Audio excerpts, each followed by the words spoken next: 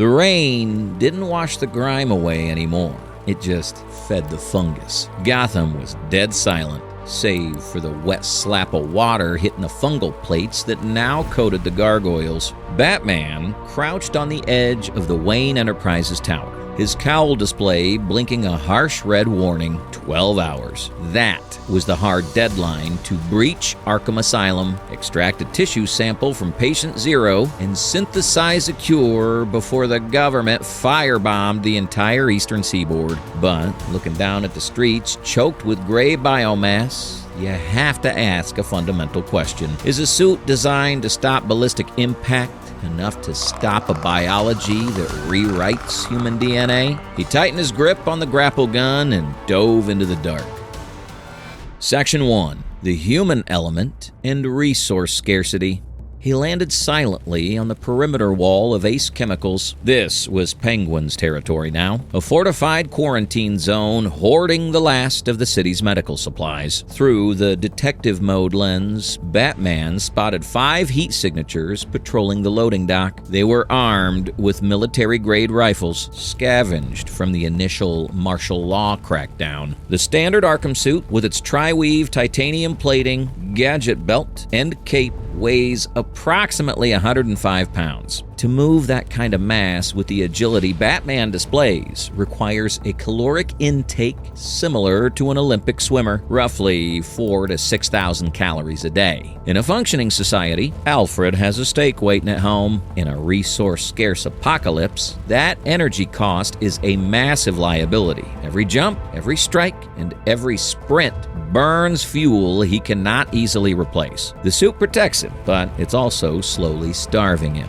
Batman dropped a smoke pellet. The hiss of gas was the only warning the guards got. He moved into the gray haze like a phantom. The first guard turned, rifle raised, but Batman was already inside his guard. A fluid motion snapped the man's wrist, and a palm strike to the solar plexus dropped him. This is why Batman ranks S tier against human factions. It's not just the martial arts, it's the psychology. In a world where everyone is fighting to survive, fear is a weapon heavier than any gadget. He didn't just knock them out, he dismantled their will to fight. However, there is a dark scientific reality to Batman's no-kill rule in this environment. In a civilized city, a broken arm or a severe concussion is a hospital visit. Here, it's a death sentence. A guard with a broken arm can't scavenge for food. By disabling these men non-lethally, Batman was effectively leaving them for the infected. The morality of the Dark Knight doesn't translate cleanly to the math of the wasteland. He reached the heavy blast doors leading to the underground chemical vats. This was the only route to the subway tunnels that connected to Arkham. He raised his grapple gun, aiming for the ventilation shaft 40 feet above. He squeezed the trigger. Click! A small puff of gas hissed out, but the hook didn't fire. This was the failure of the supply chain he would have to climb. He jumped for the rusted piping running along the wall. Hand over hand, he hauled the 105-pound suit up the vertical face of the factory. His muscles burned, consuming those precious calories he couldn't spare. He gritted his teeth, forcing his body to ignore the fatigue. This was the new reality. No shortcuts, no easy exits. He pulled himself into the ventilation shaft and looked down into the dark abyss of the subway system. The air here was different, thicker, warmer, and smelling of decay. He sealed his cowl's rebreather. The human war was over. The biological war was just starting. Section 2. The Sensor War. Spores and Clickers. The subway station was a tomb of dim amber light. Spores hung in the air like suspended gold dust, so thick they obscured the far wall of the platform. Batman paused at the turnstile. This highlights the first failure point of the Arkham gear: filtration. His cowl uses a rebreather system designed for fear toxin and smoke, relying on chemical scrubbers. Against a biological particulate matter, those scrubbers clog. He wasn't alone. Standing on the platform, twitching in a grotesque jerky rhythm, were the clickers. Batman activated detective mode, but the visual feed was a mess of static. The fungal density was interfering with the thermal sensors. He switched to sonar visualization. Batman adopted the bat as a symbol of fear, but these creatures had perfected the bat's greatest biological advantage: echolocation. They navigated by bouncing sound waves off the environment, creating a precise 3D map of their surroundings far more accurate than human sight. Batman was trying to sneak past organic sonar arrays while wearing a suit of metal plates. The Arkham suit is designed for ballistic protection, not acoustic stealth. It has servo assist motors in the joints to help lift that 105 pounds of gear. Every single head in the room snapped toward him. He froze. His heart rate monitor spiked. Clicker nearest to him let out a croaking, clicking sound, sweeping its head back and forth. It slammed into him with hydraulic force, its fungal claws raking across the cowl. The impact was heavy, like a linebacker ignoring self-preservation. "Warning, suit seal compromised." The cowl's HUD flashed red. Batman shoved the creature back, planting a boot in its chest and launching it onto the tracks. But the damage was done. He could smell the spores now, a sweet, rotting scent. He had maybe 2 minutes of oxygen in the emergency reserve before he had to inhale the lethal infection. He grabbed a sonic emitter from his belt and hurled it down the tunnel. It activated with a high-frequency pulse. The entire horde turned and sprinted toward the noise. The path to the exit was clear for exactly 3 seconds. Batman didn't waste a second. He sprinted for the maintenance ladder, his heavy boots thundering on the concrete, abandoning all pretense of stealth as the tunnel behind him erupted in absolute screeching chaos. Section 3. The Brute Force Equation, Bloaters, and the Moral Pivot. He burst through the maintenance hatch and rolled onto the wet pavement of a narrow alleyway in the Narrows. The air here was cleaner, the rain washing the spores from his armor. He slapped a quick seal patch over the neck breech, the chemical foam hardening instantly, but the damage to his situational awareness was already done. He hadn't checked the corners. Shadows peeled away from the brickwork. Stalkers. Unlike the mindless clickers, stalkers retained a vestigial cunning. 2 dropped from the fire escapes, cutting off his retreat. The heavy footfalls shaking the puddles. A bloater stepped into the alley light. It was a walking fortress of mycotoxin-hardened tissue, standing 7 feet tall. The fungus had bloomed outward, creating thick, overlapping plates of armor. Let's look at the material science here. These fungal plates function like organic ceramic composite armor. To penetrate a 10-centimeter layer of calcified fungal plating requires roughly 3,000 joules of focused kinetic energy. Batman's strongest martial arts strike generates maybe 800 joules. The math was impossible.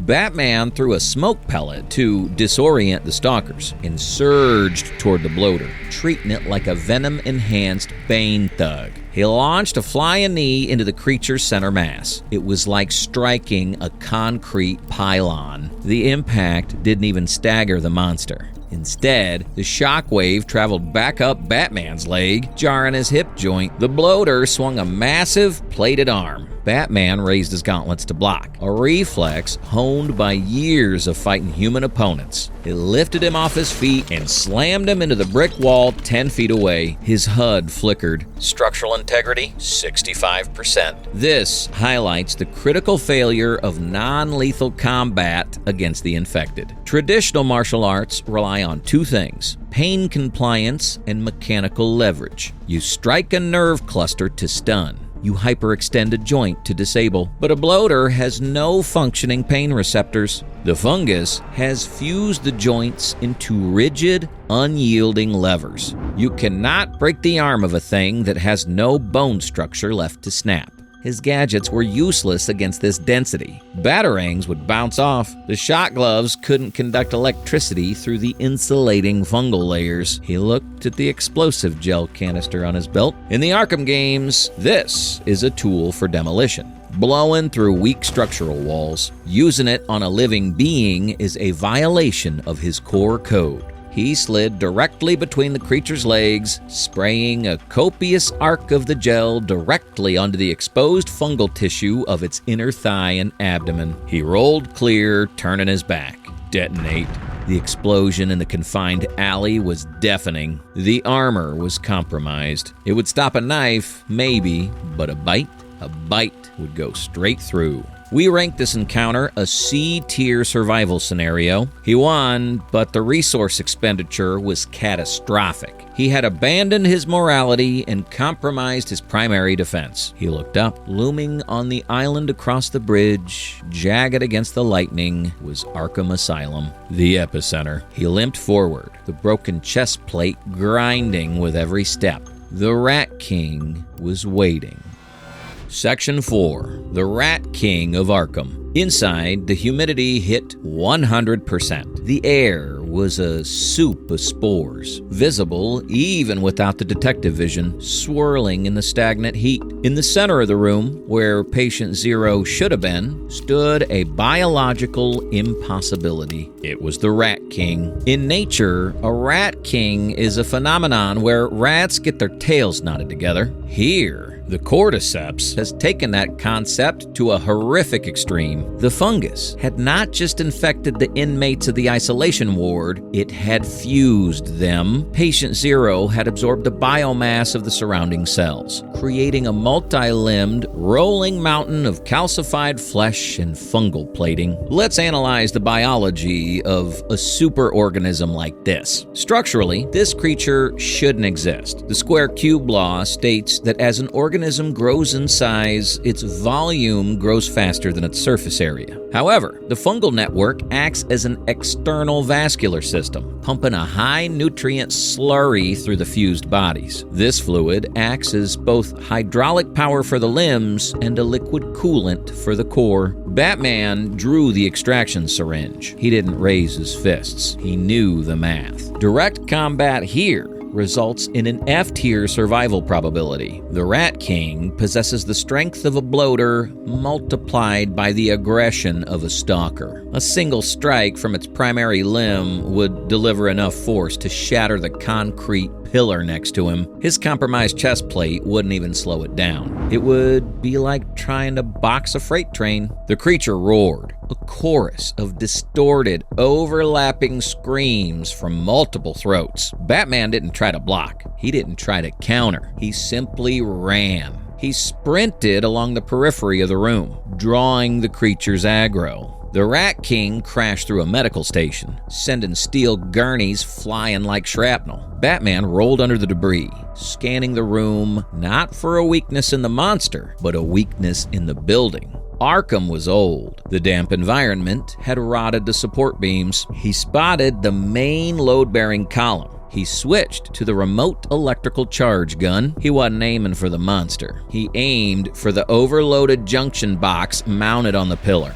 The Rat King lunged, its massive club-like arm descending. Batman dove inside the creature's reach, a suicidal maneuver. As the limb smashed into the ground where he'd been a fraction of a second before, he jammed the syringe into the soft tissue of the creature's exposed flank. Sample secured. The structural failure was immediate. The Rat King shrieked as it was pinned under the rubble, as the asylum buried its secrets.